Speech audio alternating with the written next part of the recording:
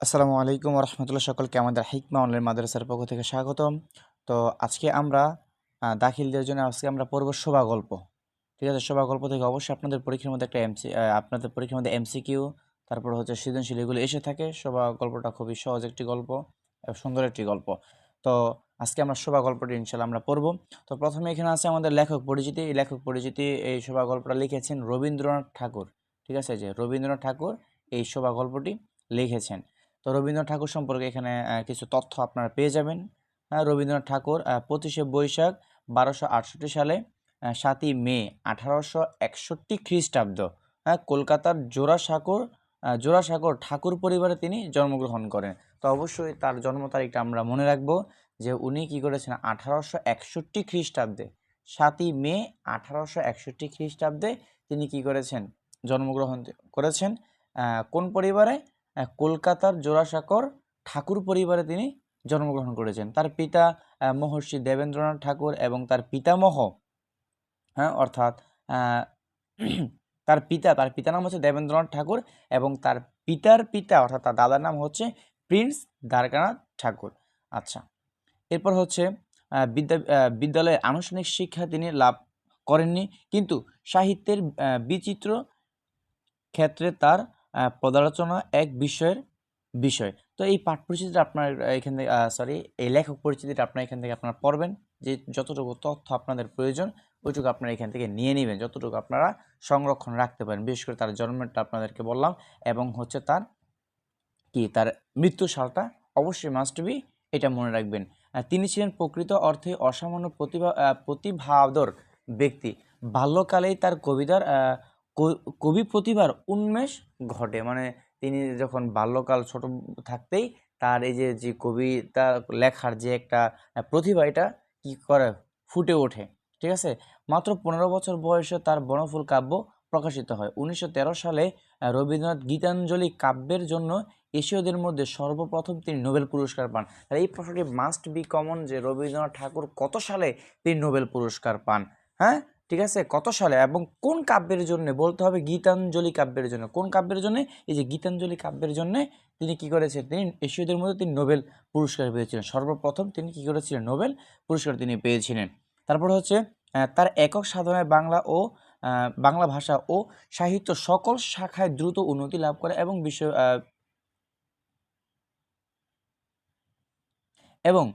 বিশ্ব দরবারে গৌরবের আসনে প্রতিষ্ঠিত হন। তিনি একাধারে সাহিত্যিক, দার্শনিক, শিক্ষাবিদ, তারপর হচ্ছে সুরকার, নাট্য প্রযোজক ও অভিনেতা। ঠিক আছে, এই বিষয়গুলো মনে রাখবেন। এরপর তার কাব্য, ছোট গল্প, উপন্যাস, নাটক, প্রবন্ধ, গান ইত্যাদি সাহিত্যে সকল শাখায় তার অবদান রয়েছে। ঠিক আছে, তো তার অজস্র রচনার মধ্যে এই মানুষের সোনার তরী, এই সোনার তরী আপনারা পাবেন উপরের ক্লাসে উঠলে। তারপর হচ্ছে চিত্রা, কল্পনা, খনিকা, বলাকা, এইগুলো হচ্ছে তার রচনা। ঠিক আছে, এগুলো তার অজস্র রচনা রয়েছে। এই নামগুলো অবশ্যই একটু মুখস্থ করে নেবেন। বলতে পারেন নিচে কোনটি রবীন্দ্রনাথ ঠাকুরের রচনা, আসতে পারে এগুলো ইনশাল্লাহ।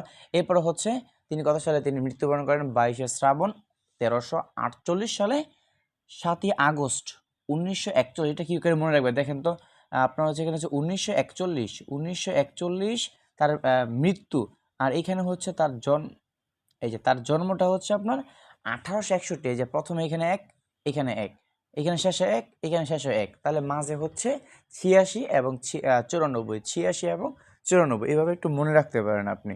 ঠিক আছে, এবার আসে আমরা গল্পের মধ্যে যাই। দেখেন গল্পটা খুবই সুন্দর একটি গল্প। শোভা গল্পটি অত্যন্ত সুন্দর একটি গল্প।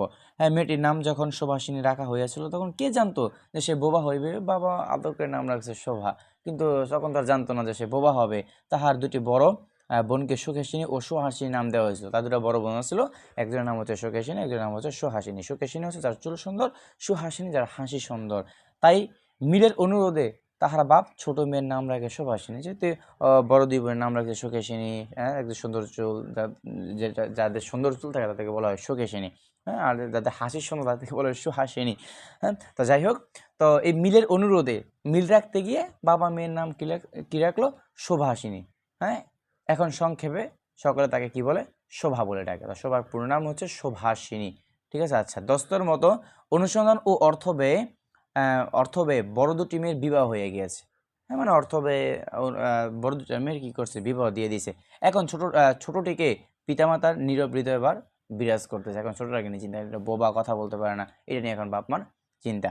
সে কথা কয় না, সে যে অনুভব করে ইহা সকলের মনে হয় না। মানে সে কথা বলতে পারে কিন্তু সে তো অনুভব করে, যখন কি তাকে কোনো কথা বলে, আঘাত দেয়, সে সেটা অনুভব করতে পারে, কিন্তু এটা মানুষের মনেই হয় না। হ্যাঁ, এই জন্যে তাহার সাক্ষাতে সকলেই তাহার ভবিষ্যৎ সম্বন্ধে দুশ্চিন্তা করিবে, আরে এই মেয়েটার কী হবে, হ্যাঁ কথা বলতে পারে না, বোবা, তাই না, বিয়ে হয় না, হ্যাঁ এইগুলো নিয়ে মানুষ চিন্তা করতো। সে যে বিধাতার অভিশাপ রূপে তাহার পিতৃগৃহে মানে পিতার ঘরে আসিয়া জন্মিয়াছে, জন্মগ্রহণ করিয়াছে, এ কথা সে শিশুকাল হইতে কী করেছিল, বুঝিয়া নিয়েছিল। তাহার ফল এই হয়েছিল, সাধারণের দৃষ্টিপথ হইতে সে আপনাকে গোপন করিয়া রাখিতে সর্বদা চেষ্টা করত।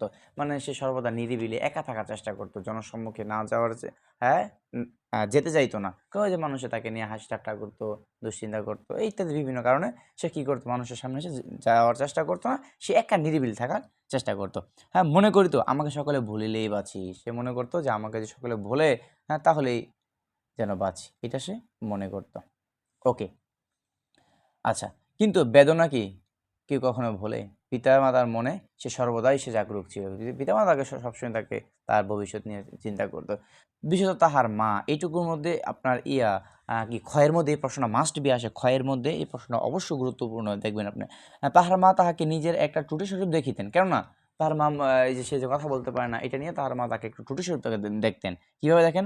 কেননা মাতা পুত্র অপেক্ষা কন্যাকে নিজের অংশরূপে দেখেন, মানে ছেলের চেয়ে মেয়েকে মা নিজের অংশরূপে দেখেন। মেয়ের মধ্যে যদি কোনো সমস্যা থাকে, কথা বলতে না পারে বা বিভিন্ন যদি কোনো সমস্যা থাকে, মা মনে করেন যেটা তার জন্য হয়েছে, বুঝতে পারছেন? তো কন্যার কোনো অসম্পূর্ণতা দেখলে সেটা যেন বিশেষরূপে নিজের লজ্জার কারণ বলে মনে করে। তো মায়েরা মনে করে যেটা হয়তো আমার কারণে হয়েছে, সে কথা বলতে পারে না বা সে প্রতিবন্ধী, হ্যাঁ চোখের সমস্যা, এরকম বিভিন্ন সমস্যা থাকে না, তো মায়েরা এটা মনে করেন। এটা হচ্ছে একটা ভুল ধারণা। বরঞ্চ কন্যার পিতা বাণীকণ্ঠ, তাহলে শোভার পিতার নাম হচ্ছে বাণীকণ্ঠ, শোভার পিতার নাম কি?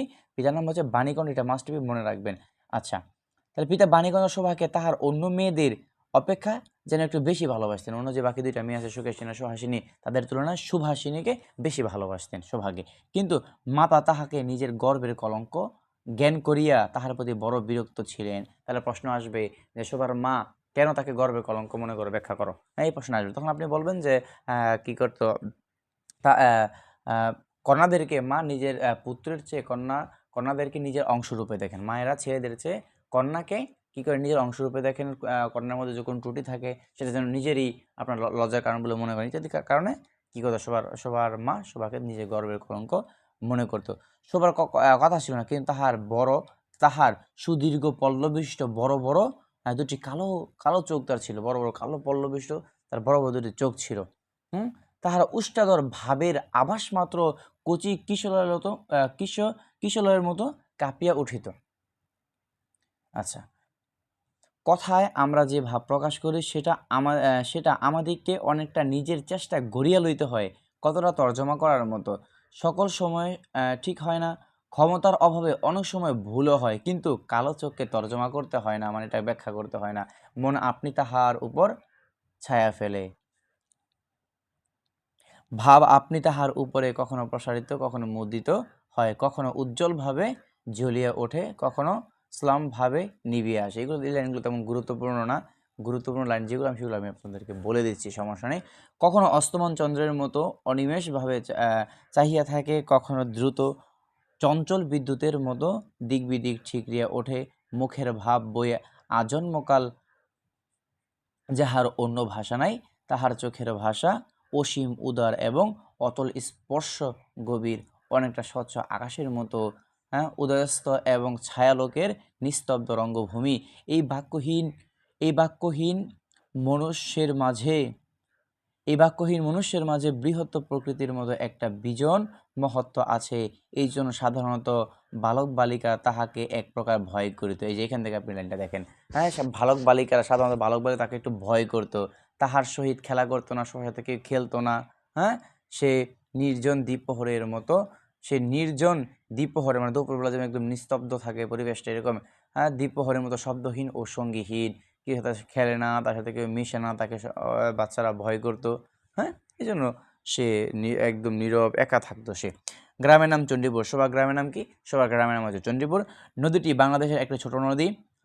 গৃহস্থ ঘরের মেয়েটির মতো বহুদূর পর্যন্ত তাহার প্রসার নহে। নিরলসা তন্নি নদীটি আপন কুল রক্ষা করিয়া কাজ করিয়া যায়। দুই ধারে গ্রামের সকলের সঙ্গেই তাহার যেন একটা না একটা সম্পর্ক আছে। দুই ধারের লোকালয় এবং তরুচ্ছায়া ঘন উচ্চ তট নিম্নতল দিয়ে গ্রাম্যলক্ষ্মী স্রোতস্বিনী আত্মবিস্মিত দ্রুত পদক্ষেপে প্রফুল্ল হৃদয়ে আপনার অসংখ্য কল্যাণ কার্যে চলিয়াছে। নদীর কথাটা এখানে বলা হয়েছে। আচ্ছা, এরপর বলছে যে বাণীকণ্ঠের ঘর নদীর একেবারে উপরে। বলবে বাণীকণ্ঠের ঘর কিসে? নদীর উপরে, নদীর তলে, নদীর ধারে, একটা বলবে। তাহলে নদীর একেবারে উপরে। তাহার বাখারির বেড়া, এই যে ঘরের বর্ণনাটা ভালো করে দেখে রাখেন এই লাইনগুলো। আটচালা, গোয়ালঘর, ঢেকিশালা, খড়ের স্তূপ, তেঁতুলতলা, আম কাঁঠাল ও কলার বাগান, নৌকাবাহী মাত্রই দৃষ্টি আকর্ষণ করে। মানে যখন কেউ নদী দিয়ে কেউ নৌকা নিয়ে যায়, তখন যে দেখে আরে কি সুন্দর আম বাগান, তারপর হচ্ছে আপনার কলা বাগান, তারপর তেঁতুলতলা, মানে এইগুলো দেখে খুব মানুষের মন কাড়ে আর কি, মানুষ আকৃষ্ট হয়, দৃষ্টি আকর্ষণ করে। এই গার্হস্থ্য সচ্ছলতার মধ্যে বুবা মেয়েটি কাহারও নজরে পড়ে কিনা জানি না, কিন্তু কাজকর্মে যখনই অবসর পায় তখনই সে এই নদী তীরে আসিয়া বসে। প্রকৃতি যেন তাহার ভাষার অভাব পূরণ করিয়া দেয়। প্রকৃতি যেন তাহার ভাষার অভাব পূরণ করিয়া দেয়, যেন তাহার হইয়া কথা কয়। প্রকৃতি যেন তার হয়ে কথা বলে। নদী কলধ্বনি, লোকের কোলাহল, মাঝির গান, পাখির ডাক, তরুর মর্মর সমস্ত মিশিয়ে চারিদিকের চলাফেরা আন্দোলন কম্পনের সহিত এক হইয়া সমুদ্রের তরঙ্গ রাশির ন্যায় বালিকার চিরনিস্তব্ধ হৃদয় উপকূলের নিকটে আসিয়া ভাঙিয়া পড়ে। প্রকৃতির এই বিবিধ শব্দ এবং বিচিত্র গতি, ইহাও বোবার ভাষা। বড় বড় চক্ষু পল্লব বিশিষ্ট শোভার যে ভাষা, তাহারই একটা বিশ্বব্যাপী বিস্তার। জিলিরবপূর্ণ তৃণভূমি হইতে শ্রদ্ধাতীত নক্ষত্রলোক পর্যন্ত কেবল ইঙ্গিত, ভঙ্গি, সঙ্গীত, ক্রন্দন এবং দীর্ঘশ্বাস। এই লাইনগুলো তেমন গুরুত্বপূর্ণ না।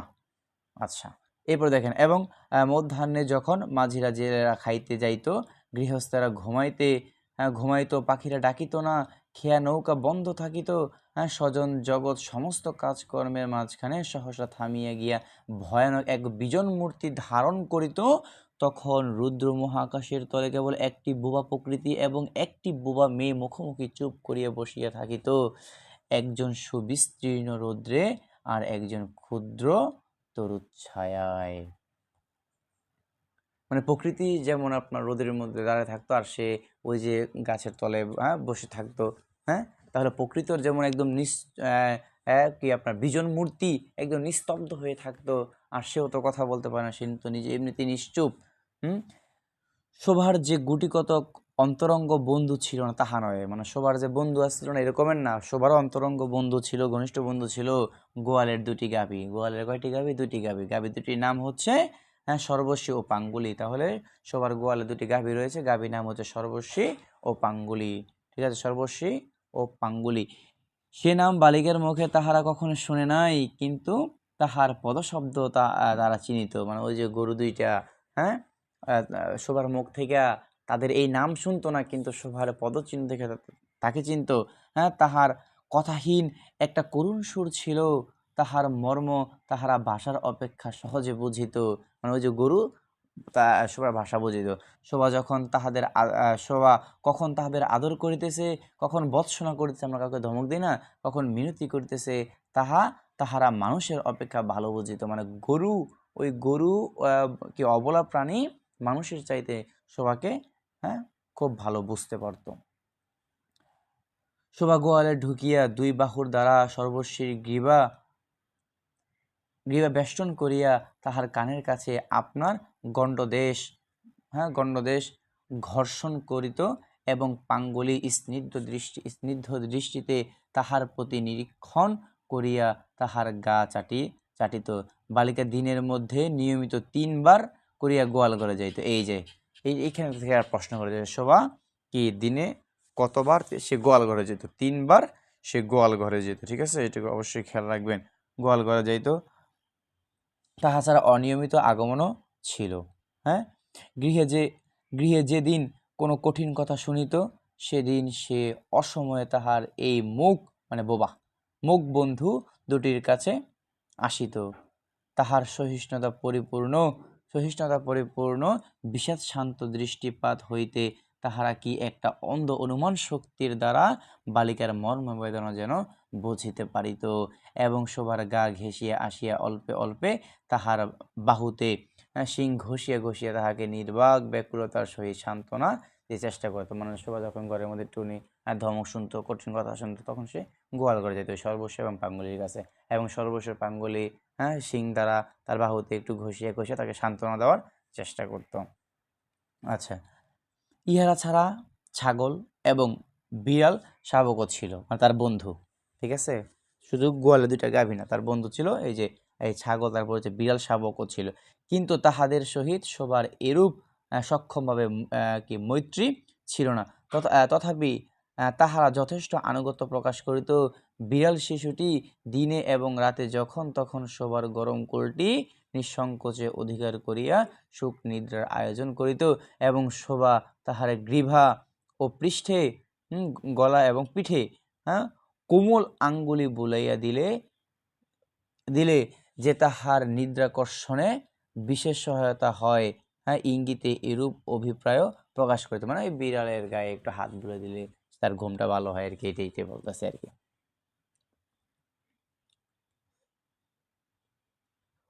উন্নত শ্রেণীর জীবের মধ্যে শোভা আরও একটি সঙ্গী জুটিয়াছিল, কিন্তু তাহার সহিত বালিকার ঠিক কিরূপ সম্পর্কে তাহা নির্ণয় করা কঠিন, কারণ সে ভাষা বিশিষ্ট জীব এবং উভয়ের মধ্যে সমভাষা ছিল না। মানে তার একটা বন্ধু ছিল, সেটা হচ্ছে কে? গোসাইদের ছোট ছেলে, তাহার নাম প্রতাপ। তাহলে প্রতাপের বাবার নাম হচ্ছে গোসাইদ। তাহলে গোসাইদের ছোট ছেলের নাম কি, এটা প্রশ্ন করতে পারে, বা বলতে পারে প্রতাপ কে, তাহলে বলতে হবে গোসাইদের ছোট ছেলে, অথবা বলতে পারে গোসাইদের ছোট ছেলেকে, তাহলে ওই সময় আপনি বলবেন যে প্রতাপ। হ্যাঁ, লোকটি নিতান্ত অকর্মণ্য একটা লোক ছিল। হ্যাঁ, সে যে কাজকর্ম করিয়া সংসারে উন্নতি করিতে যত্ন করিবে, বহু চেষ্টার পর বাবা মা সে আশা ত্যাগ করিয়াছে। অকর্মণ্য লোকের একটা সুবিধা আছে, এই যে আত্মীয় লোকেরা তাহাদের উপর বিরক্ত হয় বটে, কিন্তু প্রায় তাহারা নিঃসম্পর্ক লোকদের প্রিয় পাত্র হয়। কারণ কি, মানে তারা অকর্মণ্য, যারা কাজকর্ম কোনো করে না, তারা নিজেদের মানুষের কাছে খারাপ হয়, কিন্তু অন্যের কাছে তারা একটু প্রিয় পাত্র। কিভাবে? কারণ যখন কোনো কার্যে আবদ্ধ না থাকাতে তাহারা সরকারি সম্পত্তি হইয়া দাঁড়ায়। শহরে যেমন এক আধটা গৃহ সম্পর্কহীন সরকারি বাগান থাকা আবশ্যক, তেমনি গ্রামে 2-4টা এরকম অকর্মণ্য লোক থাকা বিশেষ প্রয়োজন। কাজে কর্মে আমোদে অবসরে যেখানে একটা লোক কম পড়ে, সেখানে তাহাদেরকে হাতের কাছে পাওয়া যায়। মনে করুন কোনো একটা কাজের মধ্যে একটা লোক একটা কম, তখন এই অকর্মণ্য লোকদেরকে ওই সময় কাজে লাগানো যায়। এটার কথা বলতেছে আর কি। তো প্রতাপের প্রধান শখ ছিল চিপিলে মাছ ধরা। তার প্রতাপের প্রধান শখ কি?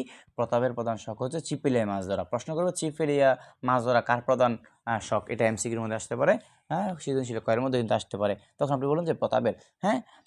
ইহাতে অনেক সময় সহজে কাটানো যায় মাছ ধরার মধ্যে। অপরাহ্নে নদীর তীরে ইহাকে প্রায় এই কাজে নিযুক্ত দেখা যেত, মানে তাকে এই কাজে দেখা যেত, এবং এই উপলক্ষে শোভার সহিত তার প্রায় সাক্ষাৎ হইত। কারণ সবাই ওইখানে বসে থাকতো। যে কোনো কাজেই নিযুক্ত থাক, একটা সঙ্গী পাইলে প্রতাপ থাকে ভালো। মাছ ধরার সময় বাক্যহীন সঙ্গী সর্বাপেক্ষা শ্রেষ্ঠ। কারণ মাছ ধরার সময় বাক্যহীন বন্ধু তো শ্রেষ্ঠ, কোনো কথা বলবে না, তবে সহজে মাছ ধরতে পারবে, তাই না?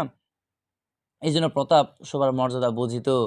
এই জন্য সকলেই শোভাকে শোভা বলিত, আর প্রতাপ আরেকটু অতিরিক্ত আদর সংযোগ করিয়া সে সু বলিয়া ডাকিত। সবাই বলতো শোভা, শোভাসিনী থেকে শোভা, আর সে বলতো সু। ওকে। শোভা তেঁতুল তলায় বসিয়া থাকিত, এবং প্রতাপ অনতি দূরে, মানে বেশি দূরে না, ছিপ ফেলিয়া জলের দিকে চাহিয়া থাকিত। প্রতাপের জন্য একটি করিয়া পান বরাদ্দ ছিল। শোভা তাহা নিজের হাতে সাজিয়া নিত, এবং বোধ করি অনেকক্ষণ বসিয়া চাহিয়া ইচ্ছা করিত প্রতাপের কোনো একটা বিশেষ কাজে সাহায্য করিতে, যে কখন সেটা কাজ দিবে এটা তার কাজে সাহায্য করবে। হ্যাঁ, একটা কোনো কাজে লাগিতে, হ্যাঁ, কোনো রকম জানাইয়া দিতে যে সে জানাইতে চায় এই পৃথিবীতে সেও একজন কম প্রয়োজনীয় লোক নহে, কিন্তু কিছুই করিবার ছিল না, তখন সে মনে মনে সে বিধাতার কাছে সে অলৌকিক ক্ষমতা সে প্রার্থনা করিত। হ্যাঁ, মন্ত্র বলে সহসা এমন একটা আশ্চর্য কাণ্ড ঘটাইতে ইচ্ছা করিত, যাহা দেখিয়া প্রতাপ আশ্চর্য হইয়া যাইত, বলিত, তাই তো, আমাদের সুবীর যে এত ক্ষমতা, তাহা তো জানতাম না। মনে করো যে শোভা যদি জলকুমারী হইতো, মানে সেটা মনে মনে ভাবতো যে জলকুমারী হইতো, আস্তে আস্তে জল হইতে উঠিয়া একটা সাপের মাথার মণি ঘাটে রাখিয়া যাইত। প্রতাপ তাহার তুচ্ছ মাছ ধরা রাখিয়া সেই মানিক লইয়া জলে ডুব মারিত এবং পাতালে গিয়া দেখিত যে রূপার অট্টালিকায় সোনার পালঙ্কে কে বসিয়া, আমাদের বাণীকণ্ঠের ঘরের সেই বোবা মেয়ে আমাদের সেই মণিদীপ্ত গভীর নিস্তব্ধ পাতালপুরীর একমাত্র রাজকন্যা, তাহা কি হইতে পারিত না? হ্যাঁ, তাহা কি এতই অসম্ভব? আসলে কিছুই অসম্ভব নয়, কিন্তু তবুও সুপ্রজাশূন্য পাতালের রাজবংশে না, মানে কি প্রজাশূন্য পাতালের রাজবংশে না জন্মিয়া বাণীকণ্ঠের ঘরে আসিয়া জন্মিয়াছে, এবং গোসাইদের ছেলে প্রতাপকে কিছুতেই সে আশ্চর্য করিতে পারতেছে না। মানে যেখানে যেটা বললাম, সে শোভা মানে ভাবতেছে যে এরকম একটা ক্ষমতা, অলৌকিক ক্ষমতা যদি থাকতো, তাহলে সে কি করতো, হ্যাঁ, জল থেকে আস্তে আস্তে মাথার মধ্যে একটা, হ্যাঁ, সাপের মণির মতো সে নিয়ে আসতো, হ্যাঁ, যাতে সে প্রতাপকে আশ্চর্য করতে পারে। হ্যাঁ, কিন্তু এটা আর হলো না। দেখেন, সবার বয়স ক্রমেই বাড়িয়ে উঠিতেছে, ক্রমে সে যেন আপনাকে আপনি অনুভব করিতেছে, যেন যেন কোনো একটা পূর্ণিমাতিতে কোনো একটা সমুদ্র হইতে একটা জোয়ারের স্রোত আসিয়া তাহার অন্তরাত্মাকে এক নূতন তার নতুন অনিবর্জনীয় চেতনা শক্তিকে পরিপূর্ণ করিয়া তুলেছে। সে আপনাকে আপনি দেখিতেছে, ভাবিতেছে, প্রশ্ন করিতেছে এবং বুঝিতে পারিতেছে। মানে আস্তে আস্তে বড় হয়ে উঠতেছে, তার মধ্যে অনেক রকম পরিবর্তন ঘটছে। হ্যাঁ, গভীর পূর্ণিমা রাত্রে সে একদিন ধীরে, হ্যাঁ, শয়ন গৃহের ধার খুলিয়া ভয়ে ভয়ে মুখ বাড়াইয়া বাহিরের দিকে চাহিয়া দেখে পূর্ণিমা প্রকৃতি ও শোভার মতো একাকিনী সুপ্ত জগতের উপর জাগিয়া বসিয়া যৌবনের রহস্যের পুলকে বিষাদে অসীম নির্জনতার একেবারে শেষ সীমা পর্যন্ত, এমনকি তাহা অতিক্রম করিয়া থম থম করিতেছে।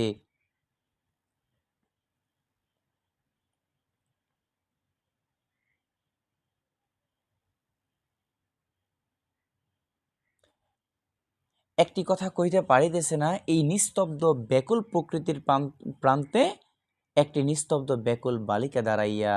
এদিকে কন্যা ভারগ্রস্ত পিতামাতা চিন্তিত হইয়া উঠিয়াছেন, লোকেও নিন্দা আরম্ভ করিয়াছে, এমনকি এক ঘরে করে দিবে এমন জনরব শোনা যায়। মানে সে ভয় হইতেছে, কিন্তু বিয়ে হচ্ছে না।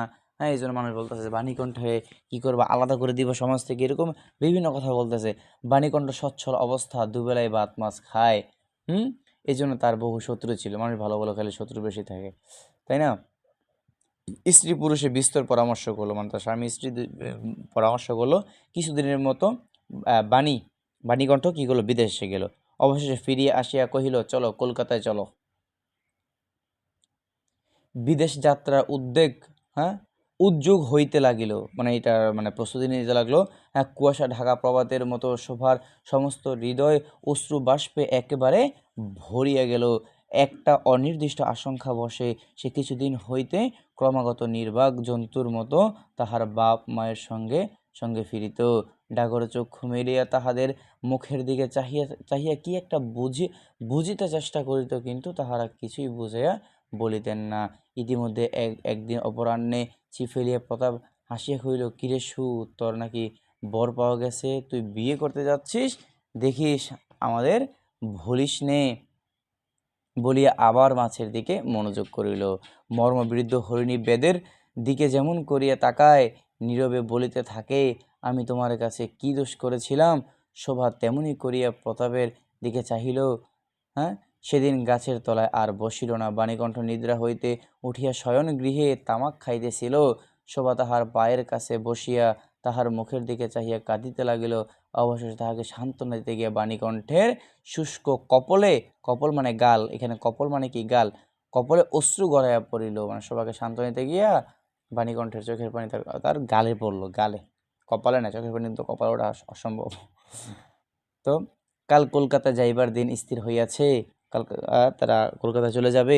শোভা গোয়াল ঘরে তাহার বাল্য সখীদের কাছে বিদায় লইতে গেল, তাহাদিগকে সহস্তে খাওয়াইয়া গলা ধরিয়া একবার দুই চোখে যত পারে কথা ভরিয়া তাহাদের মুখের দিকে চাহিল, দুই নেত্র পল্লব হইতে টপ টপ করিয়া অশ্রুজল পড়তে লাগিল। সেদিন শুক্লা দ্বাদশীর রাত্রি, এইটুকু নোট করবেন, হ্যাঁ। শোভা শয়নগৃহ হইতে বাহির হইয়া তাহার সেই চিরপরিচিত নদী তটে শস্পসজ্জায় লুটাইয়া পড়িল, যেন ধরণীকে, এই প্রকাণ্ড মুখ মানবতাকে দুই বাহুতে ধরিয়া বলিতে চাহে, তুমি আমাকে যাইতে দিও না মা, হ্যাঁ, আমার মতো দুটি বাহু বাড়াইয়া তুমিও আমাকে ধরিয়া রাখো। দেখেন এখানে শব্দ অর্থ দেওয়া আছে, এই যে গর্ভের কলঙ্ক, সন্তান হিসেবে কলঙ্ক দেওয়া আছে, হ্যাঁ। সুদীর্ঘ পল্লব বিশিষ্ট, বড় পাতা বিশিষ্ট, মানে যে চোখগুলো থাকে আর কি, হ্যাঁ। দীর্ঘ হলো বড়, আর সুযুক্ত করে বিশেষিত করা হয়েছে, হ্যাঁ। পল্লব হলো পাতা। এরপর হচ্ছে কিশলয়, এই যে কিশলয় গাছের নতুন পাতাকে বলা হয়। তর্জমা মানে হচ্ছে অনুবাদ, হ্যাঁ, এক ভাষা থেকে অন্য ভাষায় কি বলা বা লেখা, হ্যাঁ। অনিমেষ, হ্যাঁ, পলকহীন, হ্যাঁ, ছায়ালোক। এরপর হচ্ছে বিজন মূর্তি, হ্যাঁ, জনশূন্য এরকম একটা জায়গা আর কি। বাখারি, হ্যাঁ, কাঁধের দুদিকে দু প্রান্তে ঝুলিয়ে বোঝা বহনের বাঁশের বাখারি। ঢেকিশালা, হ্যাঁ, যে ঘরে ঢেকে রাখা হয়। তারপরে হচ্ছে গার্হস্থ্য সচ্ছলতা, পারিবারিক, দৈনন্দিন। ওকে, পাঠ পরিচিতি মানে গল্পের মূল ভাবটা কি। শোভা গল্পটি রবীন্দ্রনাথ ঠাকুরের বিখ্যাত গল্পগুচ্ছ থেকে সংকলিত হয়েছে। বিখ্যাত গল্পগুচ্ছ থেকে শোভা গল্পটাকে কি করেছে, নেওয়া হয়েছে, ঠিক আছে। বাক প্রতিবন্ধী কিশোরী শোভার প্রতি লেখকের হৃদয় নিংড়ানো ভালোবাসা ও মমত্ববোধ গল্পটি অমর হয়ে আছে। শোভা কথা বলতে পারে না, মা মনে করেন এ তার নিয়তির দোষ, কিন্তু বাবা তাকে ভালোবাসেন, হ্যাঁ। আর কেউ তার সঙ্গে মেশে না, খেলে না, কিন্তু তার বিশাল একটি আশ্রয়ের জগৎ আছে, হ্যাঁ। যারা কথা বলতে পারে না সেই পোষা প্রাণীদের কাছে সে মুখর, তাদের সে খুবই কাছের জন, আর বিপুল নির্বাক প্রকৃতির কাছে সে পায় মুক্তির আনন্দ। রবীন্দ্রনাথ ঠাকুর মূলত প্রতিবন্ধী মানুষের আশ্রয়ের জন্য একটি জগৎ তৈরি করেছেন এবং সেই সঙ্গে তাদের প্রতি আমাদের মমত্ববোধ উন্মেষ ঘটাতে চেয়েছেন। তাই আমাদের শিক্ষা হচ্ছে এটাই, আমাদের আশেপাশে যত প্রতিবন্ধী মানুষ রয়েছে, হ্যাঁ, প্রতিবন্ধী ছেলে মেয়ে যাদের রয়েছে, তাদের সাথে অবশ্যই আমরা স্বাভাবিকভাবে তাদের সাথে আমরা মিশবো, যাতে তারা আমাদের আচার আচরণে কোনো কষ্ট না পায়। তাদের সাথে আমরা এমনভাবে মিশবো যেন তাদের এই যে প্রতিবন্ধীর যে একটা কষ্ট, এটা যেন তারা অনুভব করতে না পারে। তাই আমাদের উচিত আমাদের আশেপাশে যত প্রতিবন্ধী মানুষ রয়েছে সকলের প্রতি আমাদের সহমর্মিতা, ভালোবাসা প্রকাশ করা। আজকে এই পর্যন্তই। সকলেই ভালো থাকবেন, সুস্থ থাকবেন, চ্যানেলটি সাবস্ক্রাইব করে রাখবেন। আসসালামু আলাইকুম ওয়া রাহমাতুল্লাহি ওয়া বারাকাতুহু।